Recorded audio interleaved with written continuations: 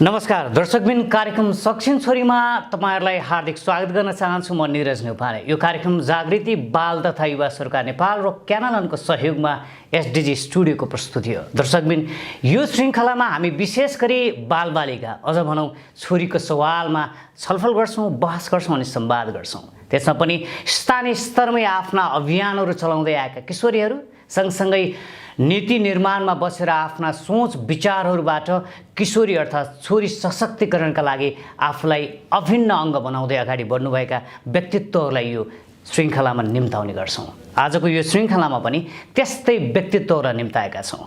अझ भनौँ CRC committee अर्थात् बाल अधिकार समितिका संयोजक अर्थात् करिब 3 दशक भइसक्यो बाल अधिकारको क्षेत्रमा आफ्नो सक्रियतालाई देखाउँदै आउनु भएको छ। अझ भनौँ बाल अधिकारको क्षेत्रमा आफूलाई सबै समक्ष चिनाइसक्नुभएका एकजना अभिन्न बाल अधिकारका अङ्ग भनौँ अर्थात् सबैका उत्प्रेरणाका स्रोत कृष्ण सुविदेलाई आज हाम्रो स्टुडियोमा निम्ताएका छौँ। सर स्वागत छ यहाँलाई। धन्यवाद निरजी। त्यसै गरी हामीसँग देवचुली नगरपालिकामा किशोरी अभियन्ता भई आफ्नो कार्यलाई निरन्तरता दिँदै आउनुभएकी एकजना किशोरीलाई पनि निम्ताएका छौँ, निरुता खत्री। निरुताजी तपाईँलाई कार्यक्रममा स्वागत छ। धन्यवाद। अब म निरुताजीसँगै जान्छु। तपाईँ एकजना छोरी मान्छे हुनुहुन्छ, खुसी हुनुहुन्छ अहिलेसम्म छोरी भएकै कारणले? म एकदमै खुसी छु। मलाई चाहिँ आजसम्म चाहिँ मेरो घरमा चाहिँ छोरी भएको कारण त्यस्तो विभेद चाहिँ महसुस भएको छैन। म र मेरो बहिनी मात्रै हो, हाम्रो चाहिँ दाजुभाइ हुनुहुन्न, त्यसै कारणले पनि होला चाहिने जति फ्रिडम मैले पाएकै छु मम्मी बाबाबाट, अपर्च्युनिटीहरूमा भाग लिन पाएकै छु। छोरी भएकै कारण म सक्छिन छोरीमा पनि आउन पाएँ, सायद छोरा भएको भए आउन सक्दिनँ होला, त्यसैले नि एकदमै खुसी छु। तपाईँलाई बधाई छ। त्यसै गरी म कृष्ण सरसँग जान्छु। यहाँ त साहित्यकार पनि हुनुहुन्छ होइन, विभिन्न हामीले साहित्यमा तपाईँका लाइक र सेयर गर्नमै हामी व्यस्त छौँ। तपाईँ अझ भनौँ 5 बहिनीको दाजु हुनुहुन्छ, सँगसँगै 3वटा छोरीको अभिभावक अर्थात् बुवा पनि हुनुहुन्छ। कतिको खुसी हुनुहुन्छ? म धेरै खुसी छु यो अर्थमा। हुन त मसँग छोरा पनि एकजना छन्, ती छोरा पनि छोरी सँगसँगै जोडिएर आएका हुन्। नत्र भने 3 पटकमा 4 जना सन्तान हुँदा 3 छोरी र 1 छोरा भए मेरो। छोरीबाट म किन धेरै खुसी छु भने छोरीकै कारणले गर्दा मसँग यस्तो राम्रा व्यक्तित्वहरूसँग मेरो परिवारमा भित्र्याउन सफल भए छोरीहरू कि एकजना नेपाल सरकारको कर्मचारीको रूपमा काम गर्नुहुन्छ, अर्को एकजना मेरो ज्वाइँ चाहिँ डाक्टर हुनुहुन्छ, अर्को एकजना चाहिँ मानव अधिकारको विशिष्ट अभियन्ता हुनुहुन्छ र उहाँ सहप्राध्यापक हुनुहुन्छ कानुनको। यसरी ती व्यक्तिहरू पनि यदि छोरी नभएको भए मेरो परिवारभित्र भित्रदैन थिए नि। किनभने तपाईँ जस्तो व्यक्तित्व पाउनु भएको छ, त्यही प्रेरणाको कारणले पनि उहाँहरूलाई सायद छोरीहरूलाई पनि त्यही प्रेरणा पुगेको छ, सँगसँगै ज्वाइँहरूलाई पनि त्यही पुगेको छ, छोराहरूलाई अथवा भनौँ परिवारलाई नै त्यही प्रेरणा पुगेको छ। निरुताजी अब तपाईँलाई थोरै तपाईँ आफ्नो समुदायमा देवचुली नगरपालिकामा के गर्दै हुनुहुन्छ? हामी चाहिँ देवचुली नगरपालिकामा एज अ पियर एजुकेटरहरू कार्यक्रमहरू गर्छौँ। महिनामा एउटा गरेकै हुन्छौँ हामीले कार्यक्रम। हामीले स्कुलमा, गाउँको बाल क्लबमा, वडा बाल क्लबमा मान्छेहरूलाई चाहिँ हाम्रो बालबालिकालाई विशेष बालबालिकाहरूलाई चाहिँ ट्रेनिङहरू दिन्छौँ। लिडरसिप ट्रेनिङ, आफू हिंसामा परेको कसरी थाहा पाउने, अनि सेल्फ डिफेन्स ट्रेनिङहरू, यस्तै कार्यक्रमहरू सञ्चालन गरिरहेका छौँ हामीले। त्यो कार्यक्रममा चाहिँ हामीले पार्ट लिँदाखेरि चाहिँ सुरुमा चाहिँ सबैजना चाहिँ अनि यस्तो नि किन आउनु परेर जस्तो गर्नुहुन्थ्यो भने कोहीले चाहिँ एकचोटि ट्रेनिङ लिइसकेपछि चाहिँ अर्कोचोटि चाहिँ त्यही ट्रेनिङ हो, त्यतिखेर त रमाइलो हुन्छ भनेर आफै पनि आउनुहुन्छ। आजकल चाहिँ हामीले त्यस्तै कार्यक्रम गरिरहेका छौँ। के छ सहज छ यस्तो कार्यक्रम गर्नलाई तपाईँहरूलाई? सहज भन्नाले त्यस्तो एकदम गाह्रो पनि होइन, सहज पनि होइन। कसैले पोजिटिभली नै लिनुहुन्छ भने कसैले नेगेटिभली पनि लिनुहुन्छ। पोजिटिभली लिएर सपोर्ट गर्ने हात पनि धेरै, जस्तै छोरीहरूको किन चाहियो र समानता किन भन्छौ तिमीहरू, मतलब अब तिमीहरू बराबर भनेछौ भने त तिमीहरूले यस्तो कार्यक्रम त गर्नै पर्दैन नि, आफूलाई बराबर सोच्छौ भने किन गर्छौ पनि भन्नुहुन्छ उहाँहरूले। केही न केही चाहिँ हामी चाहिँ अलिकति पछाडि नै परेका छौँ, त्यसैले यो कार्यक्रमहरू पनि जरुरी छ। हामी चाहिँ त्यही जवाफ दिन्छौँ उहाँहरूलाई। भनेपछि अहिले सकारात्मक रूपमा हेर्नुहुन्छ तपाईँहरूलाई। किन सर, तपाईँ त एउटा साहित्यकार, अर्थात् हामी भारद्वाज मित्र भनेर पनि चिन्ने गर्छौँ तपाईँलाई होइन। कतिपय मासले त सायद कृष्ण सुवेदी भन्दा नचिन्ने व्यक्तित्वहरू पनि हुनुहुन्छ जस्तो लाग्छ। त्यो पनि छुट्टै एउटा समुदाय छ, जमात छ, जसलाई भारद्वाज मित्र भनेपछि चिन्छ। अब तपाईँसँग कुरा गर्दै गर्दा तपाईँसँग अलिकति यो विशेष बालबालिका छोरीहरूका लागि तपाईँ साहित्यमा पनि जोड्नुहुन्छ ती शब्दहरू, ती उत्प्रेरणाका शब्दहरू जोड्नु भएको छ। थोरै एउटा उत्प्रेरणा हाम्रा सबैजना दर्शकहरूलाई आज पनि सुनाइदिनु भयो भने सायद अझै हामीलाई खुसी हुन्थ्यो कि जस्तो लाग्छ मलाई। मैले त्यो चाहिँ सुनाउने गरेको यो 12-15 वर्षभन्दा बढी भयो होला। साना साना बहिनीहरू, साना साना भाइहरू, सिर्जनाका मूलहरू, कोपिला र फुलहरू। वाह वाह वाह वाह, ताली आउँछ उनीहरूको। तिम्रो भाका छोपी मलाई गाउन मन लाग्छ, लुकामारी खेल्न त्यतै आउन मन लाग्छ।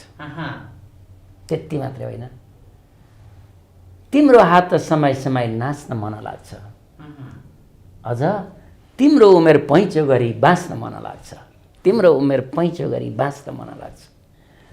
बालबालिका दङ्ग, त्यसपछि अनि उहाँहरूसँग आफ्नो कुराहरू गर्ने। मेरो त्यस्तो अभ्यास नानी बाबुहरूकै लागि लेख्ने गरियो।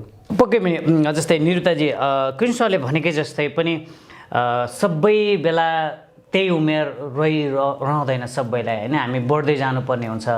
हामी नेपाली समाजमा बढ्दै जाँदै गर्दा सानो उमेरमा छोराछोरीमा त्यति धेरै विभेद नभए पनि पछि बढ्दै बढ्दै गइसकेपछि विभिन्न किसिमका लालछनादेखि लिएर छोरी अर्का घरमा पराई घर जाने हुन् भन्ने विभिन्न सोचाइहरूको विकास हुँदै जान्छ।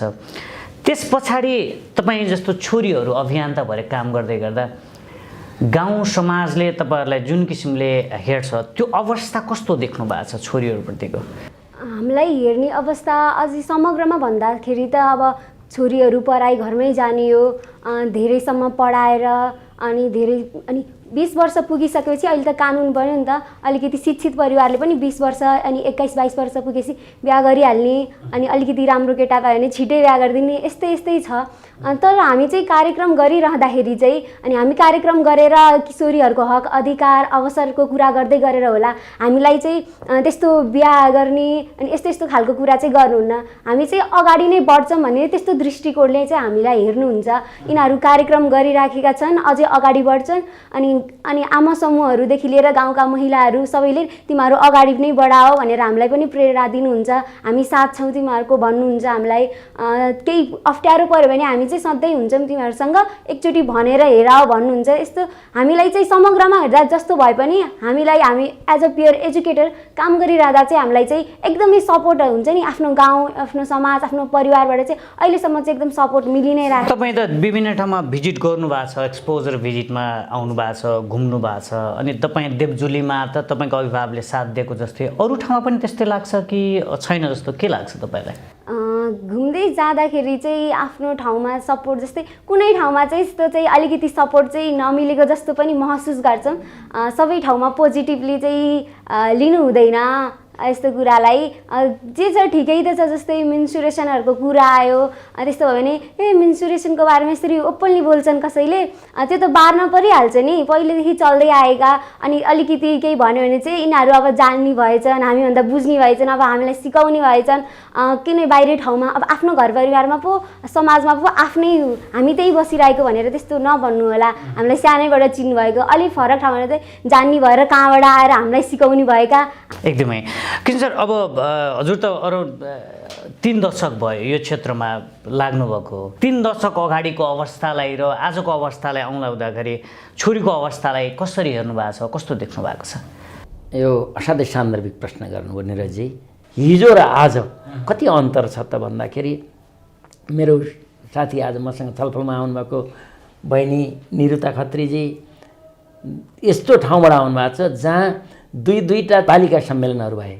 सम्यकको कुरो एकपटकको सम्मेलनमा म प्रमुख अतिथिको रूपमा पनि त्यहाँ भाग लिएको थिएँ र अर्को पटक पनि गएको थिएँ। यसरी एउटा बालबालिकाहरूको साँच्चै नै उदाहरणीय काम भएको ठाउँमा जन्मेको हुनाले बहिनीको आँखाले त्यो बेला र अहिलेको त्यति भिन्नता देखेन पनि होला। तर अहिले पनि दूरदराजको अवस्था, जस्तो सुदूरपश्चिम भर्खरै अघि बहिनीले मेन्सुरेसनका कुरा ल्याउनुभयो होइन, त्योभन्दा अरू धेरै रूढिका कुरा, अन्धविश्वासका कुरा, छोरी चेलीहरूलाई हेला गर्ने कुरा, छोरी चेलीहरूका कुरामा प्रश्न गर्ने कुरा, कोही मुसुक्क हाँस्यो मात्र भए पनि फलानी त बर्बाद भइजा कस्तो हाँस्दिरहेछ भनेर त्यसरी भन्ने खालको समाज अझै पनि छ। तर हिजोभन्दा आज यस्ता अभियानहरूले गर्दा, शिक्षा दीक्षाले गर्दा, चेतनाका कारणले गर्दा धेरै कम भएको छ। अझै पनि तपाईँ चाइल्ड नेपालको अध्यक्ष पनि हुनुहुन्छ, अझै तपाईँले आफ्नो कार्यलाई क्रियाशील बनाउनु भएको छ। सिन्धुपाल्चोक प्रदेश नम्बर 2 का विभिन्न जिल्लाहरूमा आफ्नो कार्यक्रमहरूलाई लैजानु भएको छ। सायद यसले पनि हामीलाई अझै ऊर्जा थपिरहेको छ। तपाईँले जस्तै यो फिल्डमा गर्दा त्यहाँ चाहिँ अझै तपाईँले छोरीका सवाल चाहिँ अझै यो कुरामा चाहिँ काम गर्नुपर्छ भन्ने लाग्यो भने तपाईँले के भन्न चाहनुहुन्छ? अहिले पनि लगानी असाध्यै थोरै छ बालिकाहरूका लागि। योभन्दा धेरै लगानी बढाउनु पर्दछ, चाहे त्यो शिक्षामा होस्, स्वास्थ्य लगायतका विकासका सवालमा होस्, उहाँहरूका संरक्षणका कुरामा होस्, उहाँहरूको सहभागिताको ग्यारेन्टीको कुराहरू गर्न बाँकी रहेको अवस्था छ। र त्यसै गरिकन उहाँहरूलाई अरू अतिरिक्त रूपमा विश्वका बालिकाहरूको हैसियत प्राप्त गर्नलाई चाहिने कुरो भनेको एउटा लगानीको कुरो हो, एउटा उहाँहरूलाई सहभागिताको अवसर हो र उहाँहरूको लागि दिइने जुन राज्यको तर्फबाट दिइने शिक्षा, स्वास्थ्य लगायतका जुन त्यो सेवाहरू छन् नि, सेवाहरू स्तरीकरण हुनु पर्यो। कसैलाई पनि शिक्षाको पहुँचबाट कोही पनि नछुटुन् भन्ने अभियानमा पनि राष्ट्र पनि त्यत्तिकै लागिरहेको छ। तपाईँ हामी जस्तो अभियन्ताहरू पनि लागिरहेका छौँ। निरुताजी जस्तो अभियन्ताहरू जन्मिनु भएको छ। पक्कै पनि हामीले परिवर्तन छिट्टै देख्छौँ। निरुताजी, तपाईँलाई पनि यो यति धेरै मेहनत गर्नुभएको छ, तपाईँ यति मेहनत केका लागि गर्नुहुन्छ? के भन्न चाहनुहुन्छ अथवा किन गर्नुहुन्छ? म चाहिँ यत्रो मेहनत भन्दा पनि यो चाहिँ आफ्नै लागि गरेको। जस्तै म राजनीतिमा चाहिँ यसलाई चाहिँ आफ्नो सवाल, आफू जस्तै किशोरीहरूको सवाललाई लिएर अगाडि बढ्न चाहन्छु। हाम्रो इस्यु त हामीलाई थाहा हुन्छ नि, हामीलाई थाहा भएको मान्छेले अगाडि बढे पो हामीले आफ्नो लागि के छैन के छ त्यो राम्रोसँग बुझेकोले पो आफ्नो लागि राम्रो बनाउन सकिन्छ। म चाहिँ अहिले मात्रै नभएर म ठुलो भइसकेपछि आफू चाहिँ केरियर बनाउने बेलामा पनि त्यो आफ्नो हक र अधिकारको लागि लड्दै अगाडि पोलिटिक्समा जान चाहन्छु। अग्रिम शुभकामना छ निरुताजी। तपाईँ जस्तो किशोरी पक्कै पनि हाम्रो राजनीतिमा चाहिएको छ। तपाईँ जस्तो किशोरी जानुभयो भने हामीले चाहेको सक्षम छोरीको सपना पनि साकार हुनेछ। तपाईँलाई शुभकामना दिन चाहन्छौँ। दर्शकबिन, पक्कै पनि हाम्रो देशमा यस्तै किशोरी, यस्तै भारद्वाज मित्र, यस्तै कृष्ण सुवेदीहरू चाहिएको छ। अनि मात्रै हामीले चाहेको सक्षम छोरीको सपना हामीले साकार गर्न सक्छौँ। अहिले पनि छोटो व्यापारिक विश्राममा जान्छौँ।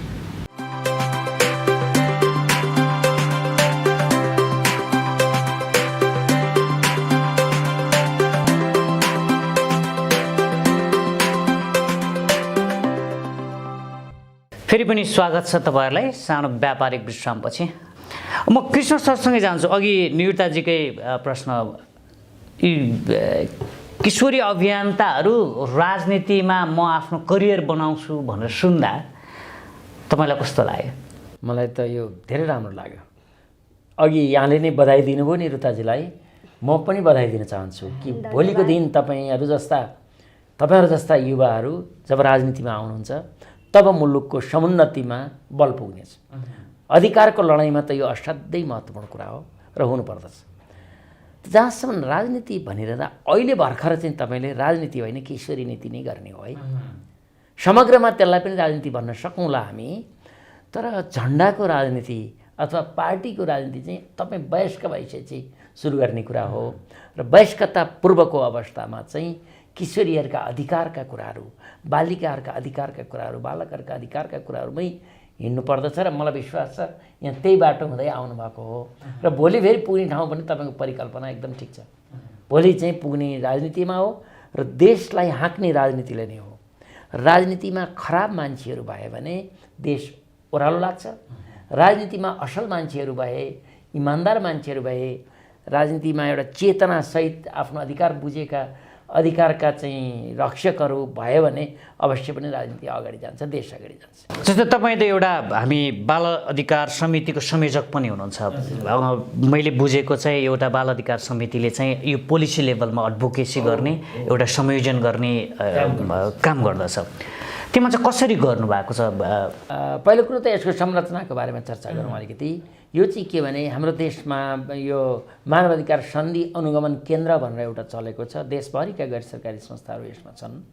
खास गरी यो मानव अधिकारका क्षेत्रमा काम गर्ने, अधिकारका क्षेत्रमा काम गर्ने संस्थाहरू छन्। त्यो मध्ये बालबालिकाका क्षेत्रमा काम गर्ने राष्ट्रिय स्तरका महत्त्वपूर्ण सङ्घ संस्थाहरू रहेर यो एउटा बाल अधिकार समिति बनेको हो र त्यो समितिमा धेरै सङ्घ संस्था छन्। सिभिन छ, सिभिस छ, जो यहाँले सुनिरहनु भएका राष्ट्रिय स्तरका चाहिँ सङ्घ संस्थाहरू यहीँभित्र छन् र हामीले यसको संयोजन मात्रै गर्ने हो। र संयोजन गरिरहँदाखेरि चाहिँ यहाँले अहिले भर्खरै भन्नुभयो जस्तो संविधान बनाउँदाखेरिदेखि हामीले यति धेरै मेहनत गरी काम गऱ्यौँ कि त्यति बेला संविधान सभाका मान्य सदस्यहरूलाई हामीले लबी गऱ्यौँ, उहाँहरूको बिचमा एउटा संस्थै बनायौँ।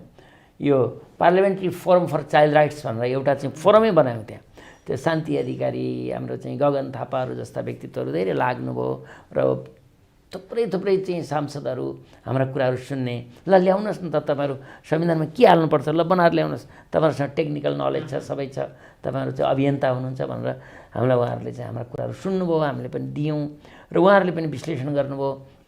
र हाम्रो नेपालको संविधानको धारा 39को 10वटा उपधाराहरू 1 देखि 10सम्म चाहिँ बालबालिकाका अधिकारलाई मौलिक हकका रूपमा राखियो।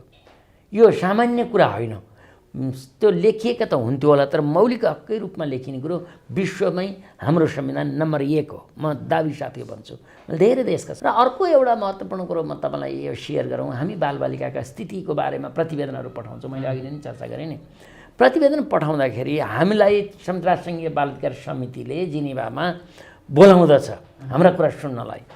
र हाम्रा कुरा सुनाइरहने बेलामा त्यही हप्ताको फेरिमा 12-15वटा देशको पालो परेको हुन्छ।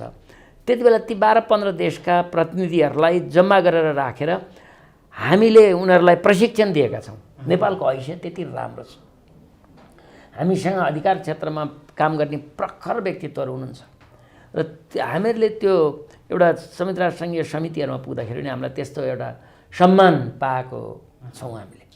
त्यो हुँदा हामीले के भन्दछौँ भने अरू कतिलाई नेपालको जस्तो प्रतिवेदन हुनुपर्छ भनेर त्यहाँ समितिका सदस्यहरूले चर्चा गरेको पाइयो।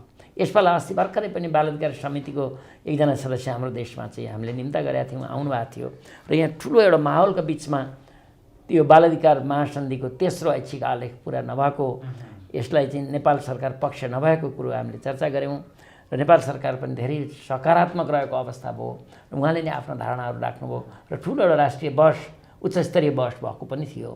र त्यस्तो प्रकारको हामीले नेपाललाई आफ्नो ढङ्गले विकास गरेका छौँ। नेपाल अहिले संयुक्त राष्ट्रसङ्घीय मानवाधिकार परिषदमा पनि सदस्य छ र अर्को कुरो सिडा कमिटीमा नेपालकै वन्दना राणा जस्तो एकजना हाम्रो सहकर्मी साथी त्यहाँ हुनुहुन्छ, कमिटीमै पुग्नु भएको छ। यसरी एउटा बिस्तार अब सिआरसी कमिटीमा पनि हाम्रो नेपालको तर्फ प्रतिनिधित्व हुने सम्भावना धेरै नजिक छ। फेरि हामी जस्तै अभियन्ताहरूको त्यहाँनिर फेरि खाँचो छ। निरुक्तजी, धेरै प्रगति भएको सुन्नुभयो कृष्ण सरसँग। नीति निर्माणमा हामी गर्व गर्न लायक राष्ट्र बनाइसकेका छौँ, तर तपाईँहरूले कम्युनिटी समुदायमा काम गर्दा त्यो गर्व लाग्ने ठाउँ देख्नु भएको छ कि छैन? जस्तै उहाँले भन्नुभयो कानुन त हाम्रो एकदमै राम्रो छ, तर त्यो हुन्छ नि इम्प्लिमेन्ट गर्दाखेरि चाहिँ हाम्रो चाहिँ त्यो ठाउँमा चाहिँ अझै हुन सके छैन। पढ्दाखेरि छ, ल छ, सबै छ, तर स्थानीय ठाउँमा हाम्रो हुन्छ नि त्यो बुकमा मात्रै, ल बुकमा मात्रै सीमित भएको जस्तो पनि छ। अझै पनि त्यो पुरा रूपमा चाहिँ इम्प्लिमेन्ट भएको छैन। अब जस्तै उहाँले भन्नुभयो कानुनी एकदमै हाम्रो नम्बर 1 भन्नुभयो होइन, गर्व गर्ने लायक हजुरले भन्नुभयो। त्यस्तो चाहिँ हामीले चाहिँ एकदम इम्प्लिमेन्ट गऱ्यौँ भने नि हामी चाहिँ धेरै अगाडि पुग्न सक्छौँ होला जस्तो लाग्छ। त त्यसको लागि चाहिँ अझै हामी जस्तो किशोरीहरूले अनि हजुर जस्तो साथ दिने मान्छेहरू चाहिँ हामीलाई चाहिन्छ। इम्प्लिमेन्ट भयो भने चाहिँ हामी चाहिँ धेरै अगाडि बढ्न सक्छौँ, हाम्रो देश अगाडि बढ्न सक्छौँ जस्तो चाहिँ मलाई लाग्छ। कार्यक्रमको लगभग अन्तमा छ, तपाईँहरू दुईवटा प्रश्न मात्रै छ। तपाईँलाई के कुराले यहाँ आउने यसरी प्रेरणा दियो तपाईँलाई? मेरो चाहिँ त्यस्तो प्रेरणा भन्नाले कुनै व्यक्ति त्यस्तो चाहिँ हुनुहुँदैन। जस्तै मैले भने मेरो घरमा मेरो बहिनी र म मात्रै हो, हामी चाहिँ कुनै दाजुभाइ हाम्रो हुनुहुँदैन। हाम्रो बुवा आमाले चाहिँ कहिले पनि छोरा चाहियो, पछि चाहिन्छ जस्तो चाहिँ कहिले पनि कुरा गर्नुभएन। तर समाजमा चाहिँ अंश चाहिँ त्यसको चाहिँ अझै पनि बाँकी छ। छोरीलाई पनि बराबर अधिकार त दिने, तर एउटा छोरा चाहिँ बुढेसकाला सहाराको लागि मरेपछि काजक्रिया गर्ने भन्छ नि हाम्रो हिन्दू संस्कारमा, त्यसको लागि त चाहिन्छ नै भनेर भन्नुहुन्थ्यो। तर त्यतिखेर चाहिँ मेरो मम्मीले बाबाले चाहिँ सधैँ पनि होइन त्यस्तो पर्दैन, मेरो छोरीहरू छन् नि मलाई पालिहाल्छन् नि, पछि यिनीहरू भएपछि मलाई चाहिँदैन, छोराहरूले मात्रै गर्छन् भन्ने छ र हामी पनि छोरी भएर हामी बिहा गरेर आछौँ, मैले मेरो माइतीलाई अलिकति सहयोग गरि नै रहेको छु, हेरि नै रहेको छु। त्यस्तै उनीहरूले पनि त गरि नै राख्छ नि, छोरा नै चाहिन्छ भन्ने त छैन नि भनेर चाहिँ मलाई चाहिँ मम्मीले सधैँ त्यसरी नै के मेरो माइन्ड मेकअप गराउनुहुन्थ्यो। अनि समाजले अरूले भन्दाखेरि पनि मम्मीले यस्तो चाहिँ बाहिरी कुरामा चाहिँ हाम्रो चाहिँ समाज यस्तै छ, तर आफ्नो लक्ष्यमा र आफूलाई चाहिँ कसैले कहिले पनि कोही भन्दा चाहिँ कम सोच्न हुन भनेर भन्नुहुन्थ्यो। मम्मीकै कुराले चाहिँ मलाई चाहिँ हौसला मिल्थ्यो अझै अगाडि बढ्नलाई। अनि त्यो समाजको मेरो मम्मीको जस्तै सबैको सोच होस्, मेरो बाबाको जस्तै सबको सोच होस् भन्ने म चाहन्थेँ। त्यसैले चाहिँ यो सोच बनाउनको लागि चाहिँ अब म घरमा सोचेर त हुँदैन, त्यसको लागि हामीले कार्यक्रम पनि गर्नुपर्छ, केही गर्नुपर्छ। त्यसैले चाहिँ म पनि अब यो किशोरीहरूको अधिकारको लागि चाहिँ केही गर्छु म भनेर चाहिँ मैले चाहिँ एउटा प्लेटफर्म खोजिरहेको थिएँ जो जेसीवाइसीले मलाई प्रदान गर्नुभयो। त्यसको लागि एकदमै म उहाँहरूप्रति आभार छु। पक्कै पनि तपाईँहरू गाउँ गाउँमा काम गर्नुभएको छ, उहाँहरूप्रति हामीले सदैव कृतज्ञता ज्ञापन गर्नुपर्छ। किन सर तपाईँ पनि यो ठाउँमा अब आउनु भएको छ, यो अभियानमा लाग्नु भएको छ, तपाईँलाई पनि यो फिल्डमै लाग्नुपर्छ भन्ने प्रेरणा चाहिँ कताबाट मिल्यो होला? आम रूपमा पहिला गर्ने प्रश्न गर्नु तपाईँले हामीलाई मान्छे त साहित्यमा किन लागिस्, के प्रेरणा लागिस् भन्ने गर्छ है। त्यस्तै अब यो समाज विकासको लागि अधिकारको नागरिक अधिकारका लागि किन काम गरेको भन्छन्, स्वाभाविकै हो। पहिला कुरो त म अलिकति बहिनीको सवालसँग सहमति राख्दछु। मैले अघि पनि भने हामी विमति गर्दैनौँ यो कुरामा। कार्यान्वयनको कमजोरी हाम्रा अझै छन्। नीतिगत निर्माणको कामहरू सिद्धिएको छैन, संविधानले मात्र पुग्दैन। ऐन कानुनदेखि नियमावलीहरू, निर्देशिकाहरू, कार्यक्रमहरू पनि चाहिन्छन् जो बनाउने क्रममा छ मुलुक अहिले। अब यो बिस्तारै कार्यान्वयनमा पनि जानु पर्दछ भन्ने म कार्यान्वयनकर्ताहरूलाई, सिङ्गो राज्यलाई म शुभकामना दिन चाहन्छु। यस अर्थमा चाहिँ यो प्रसङ्ग यहीँ राख्दा ठिक होला। र अर्को प्रश्न त तपाईँले जुन गर्नुभयो कसरी प्रेरणा पाइस् भन्ने, प्रेरणा त हेर्नुहोस् जीवन एउटा सिङ्गो जीवन एउटा सङ्घर्ष हो भन्ने एउटा प्रेरणाका साथ म लामो समयदेखि क्रियाशील भएको। जहिलेदेखि सामाजिक अभियानको क्रममा लागेँ तहिलेदेखि यो समाज परिवर्तन गर्नुपर्दछ। दुई थरी मान्छेहरू हुन्छन्। एक थरी मान्छे समाजको बारेमा बुझ्न चाहन्छन्, अध्ययन गर्न चाहन्छन्। अर्को थरी मान्छे बुझेर त्यो औजार लिएर, त्यो हतियार लिएर त्यसको साथसाथ समाज परिवर्तनको लागि लाग्न चाहन्छन्। म चाहिँ त्यो पछिल्लो सोच राख्नेमा परेँ र समाज परिवर्तनको क्रममा हिँड्दै गर्दा सबभन्दा लक्ष्य गर्नुपर्ने त बालबालिका रहेछन्, सबभन्दा ध्यान दिनुपर्ने त किशोर किशोरीहरू रहेछन् भन्ने एउटा त्यो फिल होइन। हामीले धेरै भन्ने गर्दछौँ नि, हिजो बालबालिका भोलिका कर्णधार मात्रै भन्थ्यौँ। बिस्तारै अब हामी अहिले नयाँ अवधारणामा सहभागीमूलक अभ्यासका क्रममा के भन्न थालेका छौँ भने बालबालिका भनेर त वर्तमानकै नागरिक हुन् है भन्न लागेका छौँ। त्यो कसरी पनि त आफ्नै अभ्यासले। जब म हिजो सानो हुँदा मेरो परिवारले मलाई शिक्षा दीक्षादेखि लिएर सारा अवसरहरू नजुटाइदिएको भए आज म समाज परिवर्तनको लागि यसो बोल्न सक्ने एउटा हैसियत राख्न सक्दिनँ थिएँ नि त। यसले के देखिन्छ भने टाढा खोज्न जानै पर्दैन, आफैबाट सुरु गर्नुपर्दछ। जुनसुकै विकास पनि आफैबाट सुरु गर्ने हो। जुनसुकै एउटा सोचको पनि आधार भनेको आफै हो। मान्छे नै एउटा यस्तो चिज हो। त्यसले गर्दा मैले आफैलाई हेर्दाखेरि पनि के पाएँ भने त्यो काल चाहिँ सबभन्दा स्वर्ण काल रहेछ, जुन बेलामा हामीले सघाउनु पर्दो रहेछ, जुन बेलामा अवसर दिनुपर्दो रहेछ, उनीहरूलाई त्यो स्थितिमा पुर्याउनु पर्दो रहेछ, तब भोलिको समाज चाहिँ राम्रो हुने रहेछ भन्ने चाहिँ यो एउटा अभ्यासबाट भएको प्रेरणा हो मलाई यो। र यसरी काम गर्दै जाने क्रममा मैले अघि नै यहाँलाई चर्चा गरिहालेँ, अलि अनुरोध गरिहालेँ कि मैले जीवनको सबभन्दा पहिलो पाइलो शिक्षक भएरै सुरु गरेको थिएँ। त्यहीँबाट मलाई जानकारी भयो कि यो त बालबालिकाहरू भनेका जस्तो बिहाडमा राखेका बेर्नाहरू जस्ताहरू हुन्, यिनीहरूबाटै भोलि रुख हुने हो। मैले अघि नै पनि एउटा उदाहरण दिएँ नि। त्यसले गर्दा भोलिको एउटा हरियालीपूर्ण घना जङ्गलको अपेक्षा गर्ने भने आजै बिरुवाहरूमै लगानी गर्नुपर्दछ। एकदमै तपाईँले दिनुभएको यो शब्दले पनि सायद हाम्रो यो कार्यक्रमलाई न्याय गर्छ, कार्यक्रमको शब्दलाई न्याय गर्छ। अब कार्यक्रमको अन्तिममा छौँ। परिवार, स्थानीय सरकार र सामाजिक सङ्घ संस्था, नागरिक सङ्घ सङ्गठनहरूले हामी जस्तो अभियन्ता अर्थात् विशेष गरी छोरीहरूको सवालमा के गरिदिनु भयो भने सक्छिन् छोरीको नाम सार्थक रहन्छ। जस्तै हाम्रो ठाउँमा त यो अब चलि नै राखेछ नि कार्यक्रम। हाम्रोमा चाहिँ अझै यसलाई चाहिँ यस्तै कार्यक्रम चाहिँ अझै दिगो भओस्, यस्तै कार्यक्रम अरू ठाउँमा पनि भओस्। जस्तै एकदम नेपालमा हाम्रो ठाउँ मात्रै होइन, हाम्रो पुरा देशमा कुना कुनामा कता कता पछाडि पर्नुभएको जस्तै सुदूरपश्चिमाञ्चलहरू हुन्छ नि, हिमाली भेगहरू, वहाँ पनि यस्तो कार्यक्रम पुगोस्, सरकारले यस्तो नीतिहरू बनाउनुहोस् जसमा चाहिँ स्थानीय सरकारलाई चाहिँ समेटेर चाहिँ यस्तो कार्यक्रमहरूलाई चाहिँ दिगो रूपमा हामी किशोरीहरू चाहिँ हाम्रो स्तर अलिकति हुन्छ नि, हिंसाबाट चाहिँ अलिकति बाहिर आउने स्तरसम्म पुग्दाखेरिसम्म चाहिँ यस्तो कार्यक्रमहरूलाई चाहिँ बनाइदिनु भयो भने चाहिँ हामीलाई एकदमै राम्रो हुन्थ्यो। यही अपेक्षा छ मेरो, उहाँहरूले बनाइदिनु भयो भने हामी जस्तो किशोरीहरू चाहिँ काम गर्न एकदमै तयारै छौँ, हामी पनि सहयोग गर्थ्यौँ, साथ दिन्थ्यौँ। हस्, धन्यवाद यहाँहरूले समय दिनुभयो। यहाँहरूको बहुमूल्य समयका लागि विशेष आभारी व्यक्त गर्दछु। निरजजी, यहाँले पनि जुन कार्यक्रम गर्नुभएको छ यो युनिक छ, यो विशेष कार्यक्रम छ, यो कार्यक्रमको निरन्तरताको म शुभकामना दिन चाहन्छु। दर्शकबिन, हामीले विशेष छोरीको सवाल गरेका छौँ। अहिले शिक्षाको पहुँचमा पनि भर्खर मात्रै त्रिभुवन विश्वविद्यालय निकालेको नतिजा हेर्नुहुन्छ भने पनि त्यहाँ छोरीहरूको सङ्ख्या एकदमै बढी देखिन्छ। गोल्ड मेडलिस्टको रूपमा पनि हेर्नुहुन्छ भने पनि त्यहाँ छोराभन्दा छोरीहरूको सङ्ख्या नै बढी देखिन्छ। यसले पनि देखाउँदैछ कि देशमा छोरीहरू सक्छन् है, छोरीहरूले अवसर र ठाउँ पायो भने पछाडि पर्न सक्दैनन् भन्ने कुरा सार्थक तुलाइसकेको छ। यो कार्यक्रम हेर्नुभयो, यो कार्यक्रम कस्तो लाग्यो, सुझाव सल्लाह र प्रतिक्रिया दिनुहुन्छ भन्ने पूर्ण अपेक्षा गरेका छौँ। तपाईँको सुझाव सल्लाह नै यो कार्यक्रमको सबैभन्दा मजबुत खम्बा हो भन्ने कुरा हामीले आत्मसात गरेका छौँ। यो भन्दै अर्को श्रृङ्खलामा फेरि पनि यस्तै व्यक्तित्वलाई निम्ताउने र छलफल गर्ने बाचा गर्दै आजको कार्यक्रमबाट म निरज पनि बिदा हुन चाहन्छु। नमस्कार।